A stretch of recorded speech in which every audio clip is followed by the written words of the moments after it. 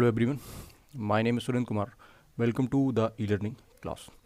Friends, इस video के अंदर हम मध्य प्रदेश में पाषाण काल को पढ़ने वाले हैं.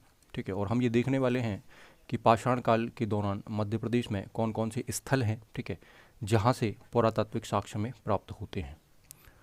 ये क्लास आपको मध्य प्रदेश पीएससी प्री और मेंस, व्यापम, पुलिस, एसआई, पटवारी और मध्य प्रदेश की जितने भी मध्य प्रदेश लेवल के जितने भी एग्ज़ाम्स हैं उन सभी एग्ज़ाम्स में काफ़ी ज़्यादा हेल्पफुल होने वाली है. सो आइए फ्रेंड, हम स्टार्ट करते हैं. जैसा कि हमने देखा था कि भारत के इतिहास को हम 3 सेक्शन में डिवाइड करते हैं या 3 कालखंडों में हम उसको पढ़ते हैं. ठीक है, पीरियड्स में पढ़ते हैं, जिनमें सबसे पहले आपके पास प्राचीन काल आता है. ठीक है, सेकंड हमारे पास मीडिएबल या मध्यकाल आता है या मध्यकालीन आता है. ठीक है, और थर्ड हमारे पास आधुनिक आता है. सो प्राचीन काल के अंदर हम प्रागैतिहासिक काल, जिसमें हम पाषाण काल, ठीक है, ये सारा कुछ पढ़ते हैं. ठीक है, देन मध्य प्रदेश में जो भी प्राचीन वंश हैं, जो डायनेस्टीज़ हैं, उनको हम पढ़ते हैं, जैसे गुप्त वंश है या और भी जो चीज़ें हैं उनको हम यहाँ पर डिस्कस करते हैं. ठीक, मध्य काल के अंदर हम राजपूत काल, दिल्ली सल्तनत, मुगल काल, मराठा, ठीक है, और भी जो चीज़ें मध्य प्रदेश से रिलेटेड हैं उन सबको हम यहाँ पर डिस्कस करते हैं. और देन हमारा लास्ट आता है मॉडर्न पीरियड, जिसके अंदर हम आधुनिक काल में 1857 की क्रांति, राष्ट्रीय आंदोलन में मध्य प्रदेश की भूमिका और कुछ विद्रोहों को हम यहाँ पर डिस्कस करते हैं. ठीक है, करें तो हमारे पास प्राचीन काल के अंदर ही प्रागैतिहासिक काल आता है, आद्य ऐतिहासिक काल आता है और ऐतिहासिक काल आता है. जैसा कि मैंने आपको लास्ट वीडियो में डिस्कस किया था कि प्रागैतिहासिक काल का मतलब ये होता है कि एक ऐसा इतिहास का एक ऐसा समय पीरियड या वह काल, ठीक है, जब हमें कोई लिखित जानकारी हमें उस टाइम पीरियड की नहीं होती. हमारे पास केवल और केवल पुरातात्विक साक्ष्य होते हैं, आर्कियोलॉजिकल एविडेंस होते हैं. सो उस टाइम पीरियड को हम प्रागैतिहासिक काल कहते हैं. ठीक, आद्य ऐतिहासिक का मतलब ये होता है कि भाई एक ऐसा टाइम, इतिहास का एक ऐसा टाइम पीरियड जिस टाइम पीरियड के बारे में हमें लिखित साक्ष्य होते हैं, हमारे पास लिखित जानकारी होती है, पर उस जानकारी को हम 100% हैं या 100% उसे समझ नहीं पाते हैं. ठीक है, सो ऐसे समय पीरियड को हम आद्य ऐतिहासिक काल कहते हैं. ठीक है, ऐतिहासिक काल है ना, एक ऐसा समय, ठीक है, जिस समय की हमारे पास लिखित जानकारी भी होती है. ठीक है, हमारे पास लिखित साक्ष्य भी होते हैं और उस साक्ष्य को या उस एविडेंस को हम पढ़ भी पाते हैं, उसको हम 100% समझ भी पाते हैं. तो उस समय को हम इतिहास कहते हैं या ऐतिहासिक काल कहते हैं. फ्रेंड्स, यहाँ हमें समझना है कि प्रागैतिहासिक काल में ही हमें स्टोन एज या पाषाण काल मिलता है. ठीक है, और पाषाण काल को हमने देखा था कि ऐसा समय जब मानव जंगलों में विचरण करता था एवं उसका मुख्य कार्य जो था वो क्या था, आखेट करना था. ठीक है, और खाद्य संग्रह के लिए मनुष्य क्या करता था, जंगलों में विचरण करता काल. इसी में हमें पुरापाषाण, मध्य पाषाण और नवपाषाण को पढ़ना है और मध्य प्रदेश के उन स्थलों के बारे में चर्चा करनी है जो हमें पुरापाषाण, मध्यपाषाण और नवपाषाण काल से संबंधित हैं और मध्य प्रदेश में मिलते हैं. मध्य प्रदेश में पाषाण काल या stone as in Madhya Pradesh. जैसा कि आप यहाँ पर देख पा रहे हैं, भारत में ऐसा कहा गया है कि भारत में प्रागैतिहासिक खोजों का जनक रॉबर्ट ब्रॉसफूट को माना जाता है. ठीक है, और ये कहा जाता है कि भारत में पहली बार पुरातात्विक अन्वेषण का कार्य इन्हीं के द्वारा किया गया था. अगर हम रॉबर्ट ब्रॉसफूट की बात करते हैं तो ये एक ब्रिटिश अधिकारी थे, साथ ही साथ एक भूगर्भ शास्त्री थे और एक पुरातत्वविद भी थे.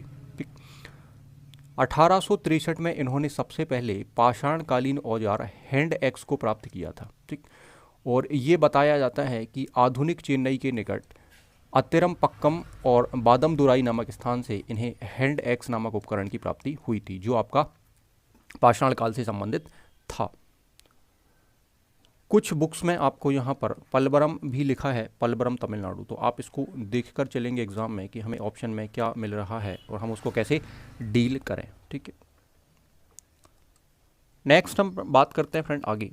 तो पुरातात्विक सर्वेक्षण विभाग, ASI, archaeological survey of India, इसका हेडक्वार्टर आपको दिल्ली में मिलेगा. ये इसका हेडक्वार्टर या मुख्यालय न्यू दिल्ली में है. महानिदेशक की हम बात करें तो वर्तमान में इसके महानिदेशक हैं V विद्यावती, जिन्हें मई 2020 में इसका महानिदेशक नियुक्त किया गया था. अगर हम इनकी बात करें, B विद्यावती को 12 मई 2020 से प्रभावी भारतीय पुरातत्व सर्वेक्षण ASI के नए महानिदेशक के रूप में नियुक्त किया गया है. ठीक है, और यह 1991 बैच के कर्नाटक कैडर की अधिकारी हैं, वरिष्ठ IAS अधिकारी हैं. देन हम आगे फ्रेंड अगर बात करें तो यहाँ पर बताया गया है कि अलेक्जेंडर कनिंघम जो हैं, ठीक है, ये पुरातत्व विभाग या पुरातत्व सर्वेक्षण विभाग के जनक माने जाते हैं। तो अगर आपसे क्वेश्चन पूछा जाता है कि भारतीय पुरातत्व सर्वेक्षण विभाग का जनक किसे माना जाता है, तो अलेक्जेंडर कनिंघम को इसका जनक माना जाता है। हम आगे अगर बात करें तो भारतीय पुरातत्व सर्वेक्षण विभाग की जो स्थापना है वो लॉर्ड कर्जन के टाइम पीरियड में की गई थी। भारतीय पुरातत्व सर्वेक्षण संस्कृति मंत्रालय या मिनिस्ट्री ऑफ कल्चर के अधीन एक विभाग है, एक डिपार्टमेंट है। भारत में सबसे पहले 1861 में अलेक्जेंडर कनिंघम को पूरा किया गया था, सो ये भी हमें ध्यान रखना है। देन आगे हमें ध्यान रखना है कि 1871 में पुरातत्व सर्वेक्षण को सरकार के एक विभाग के रूप में गठित किया गया था। लॉर्ड कर्जन के समय 1902 में इसे भारतीय पुरातत्व सर्वेक्षण विभाग के रूप में केंद्रीकृत कर जॉन मार्शल को इसका पहला महानिदेशक बनाया गया था। केंद्रीकृत का मतलब ये है कि भाई इसको सेंट्रलाइज कर दिया गया था, भारत सरकार ने अपने अधिकार में इसको ले लिया था, तो केंद्रीकृत इसको किया गया। देन जॉन मार्शल को इसका पहला महानिदेशक बनाया गया। तो हमें दोनों ही पॉइंट याद रखने हैं कि भाई पहला महानिदेशक किसे बनाया गया था, तो जॉन मार्शल को, ठीक है। और वर्तमान महानिदेशक कौन है, तो हमने अभी देखा था बी विद्यावती, ठीक। तो ये दोनों ही पॉइंट हमें याद यहाँ पर रखने हैं। देन हम आगे अगर बात करें तो हमारे पास आता है IGRMS, इसका मतलब है Indira Gandhi national human museum, ठीक है। ये भी आपका मध्य प्रदेश से जुड़ा हुआ पार्ट है, तो ये भी आपके एग्जाम में पूछा जा सकता है। इंदिरा गांधी राष्ट्रीय मानव संग्रहालय, अगर हम इसकी सारी कहानी देखें कि भाई क्या है इसकी कहानी, तो आप समझेंगे यहाँ पर कि ये सबसे पहले तो भोपाल में स्थित है। हमें एक पॉइंट यहाँ से मिल जाता है कि भाई ये भोपाल में स्थित है और भोपाल में स्थित एक मानव विज्ञान संग्रहालय है, ठीक है, मानव विज्ञान संग्रहालय है। इसका उद्देश्य जो है वो भारत के विशेष संदर्भ में मानव तथा संस्कृति के विकास के इतिहास को संग्रहालय जो है ये श्यामला हिल्स की पहाड़ियों पर 200 एकड़ के क्षेत्र में फैला हुआ है। 32 पारंपरिक एवं प्रागैतिहासिक चित्रित शैलाश्रय भी हैं, ठीक है। यह भारत ही नहीं अपितु एशिया में मानव जीवन को लेकर बनाया गया एक विशालतम संग्रहालय है। इसमें भारतीय परिप्रेक्ष्य में मानव जीवन के कालक्रम को दिखाया गया है। इस संग्रहालय में भारत के विभिन्न राज्यों की जनजातियां, संस्कृति की झलक देखी जा सकती है।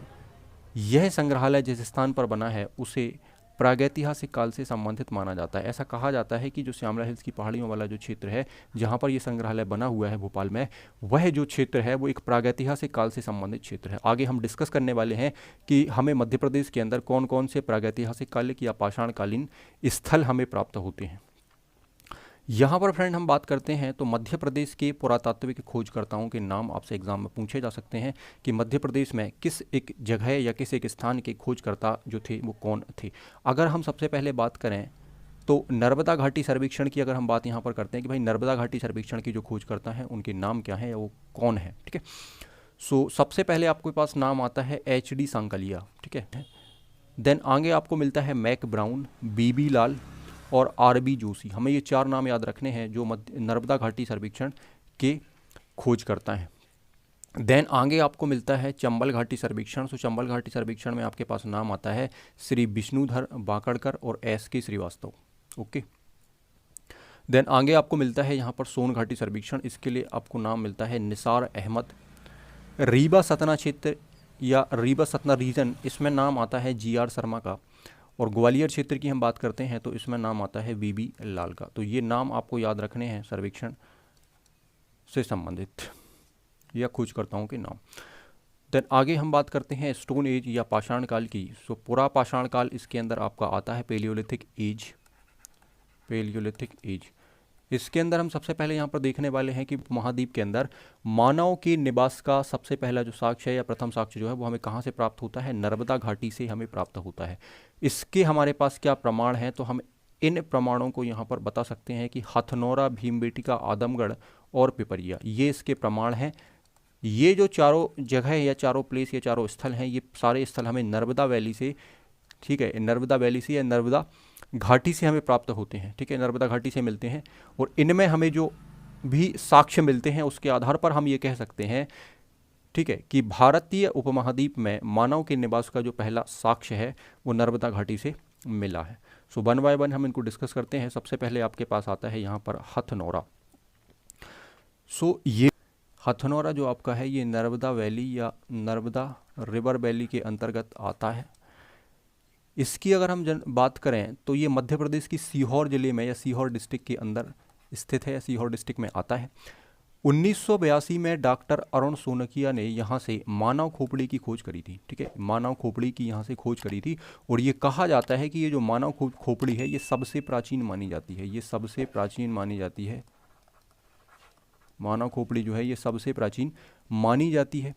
साथ ही साथ ये भी कहा जाता है कि यहाँ से हाथी और घोड़े के भी कुछ साक्ष्य मिले हैं, हाथी और घोड़े के भी कुछ साक्ष्य यहाँ से प्राप्त हुए हैं। कहा जाता है कि इस स्थान से हाथी या घोड़े के भी कुछ साक्ष्य प्राप्त हुए हैं। फ्रेंड, मानव की खोपड़ी के जीवाश्म की खोज पुरातत्व में एक नए युग का निर्माण करने वाली खोज साबित होती है या सिद्ध होती है। सो ये हमें याद रखना है। देन यहाँ से आपका, ठीक है, प्री में क्वेश्चन तो पूछा ही जा रहा होगा, देन आप इस क्वेश्चन को मेंस के लिए भी तैयार कर सकते हैं। अगर आप एमपीपीएससी का एग्जाम दे रहे हैं तो एमपीपीएससी मेंस में आपको पता है, ठीक है, कि सेकंड हमारे पास आता है भीमबेटका। कहते हैं कि रायसेन जिले के अब्दुल्लागंज में नर्मदा घाटी में स्थित है। खोजकर्ता की अगर हम बात करें तो यहाँ पर नाम आता है श्री विष्णुधर बांकड़कर। आपसे एग्जाम में पूछा जा सकता है कि भीमबेटका के खोजकर्ता का नाम क्या है। सो आपको 1957, 57 में इनके द्वारा ये खोज करी गई थी। यहाँ से पाषाणकालीन गुफाएं मिली हैं जिनसे लगभग 500 शैल चित्र प्राप्त हुए हैं। जैसा कि आप यहाँ पर देख पा रहे हैं, ये पाषाणकालीन गुफाएं हैं जिनमें शैल चित्र बने हुए हैं। पत्थर के ऊपर बनाई गई पेंटिंग को हम शैल चित्र कहते हैं या रॉक पेंटिंग्स कहते हैं, जैसा कि आप यहाँ पर देख पा रहे हैं। और यहाँ पर लाल या भूरे रंग की पेंटिंग्स जनरली हमें यहाँ पर देखने मिल रही हैं और ये कहा जाता है कि यहाँ पर लाल और भूरे रंग की पेंटिंग्स हमें मिलती हैं। ठीक है, जो पत्थरों के ऊपर बनाई गई कलाकृतियाँ हैं, जिनमें कुछ आकृतियाँ बनाई गई हैं जिसमें लोगों को या जो उस समय के मानव थे उनको दर्शाया गया है, पशुओं को दर्शाया गया है। तो इस तरीके से आप यहाँ पर चीज़ें देख सकते हैं। भीमबेटका अपनी शैल चित्रकला या रॉक पेंटिंग्स के कारण पूरी दुनिया में प्रसिद्ध है, पूरे विश्व में प्रसिद्ध है। इसीलिए इसे 2003 में यूनेस्को ने अपनी विश्व विरासत सूची में शामिल किया है। वर्ल्ड हेरिटेज साइट में इसको 2003 में शामिल किया गया है। तो आपसे यहाँ से एक क्वेश्चन आपका और बन सकता है कि विश्व विरासत सूची में 2003 में शामिल स्थल कौन से हैं, ठीक है, या फिर आपसे ये पूछ सकते हैं कि भीमबेटका को, ठीक है, कब शामिल किया गया था, ठीक है, यूनेस्को की सूची में। सो आप बता सकते हैं यहाँ से 2003 में। देन आगे आप बताएंगे कि भीमबेटका जो है, भीमबेटका में पुरापाषाण, मध्यपाषाण और नवपाषाण काल, ठीक है, मतलब तीनों टाइम पीरियड के मानवों के रहने के साक्ष्य हमें प्राप्त होते हैं। हमें ये पता चलता है कि भाई जो पाषाण काल के 3 टाइम पीरियड हैं, पुरापाषाण, मध्यपाषाण और नवपाषाण, तीनों टाइम पीरियड के मानव जो हैं वो भीमबेटका में रहते थे, या हमें इनके बारे में जानकारी यहाँ से प्राप्त होती है। सो फ्रेंड, यहाँ भी अगर हम बात करें तो आपके प्री प्लस मेंस के क्वेश्चन यहाँ से भी बन रहे होंगे। ठीक है, ऑब्जेक्टिव क्वेश्चन तो आपके यहाँ से बन ही रहे हैं। देन मेंस में भी आपसे पूछा जा सकता है कि भीमबेटका के बारे में आपको एक शॉर्ट नोट लिखने के लिए आ सकता है, ठीक है, या एक लॉन्ग क्वेश्चन के अंदर आपसे मध्य प्रदेश के जो पाषाणकालीन स्थल हैं, ठीक है, या पुरातात्विक स्थल हैं, उनके बारे में भी एक लेख लिखने के लिए आपको आ सकता है, ठीक है, 10 मार्क्स में या 5 मार्क्स में। तो उसके अंदर भी आपको ये क्वेश्चन मिल सकता है। तो काफ़ी ज़्यादा ये इंपॉर्टेंट आपके लिए होने वाला है। देन नेक्स्ट हमारे पास आता है आदमगढ़ की गुफाएं।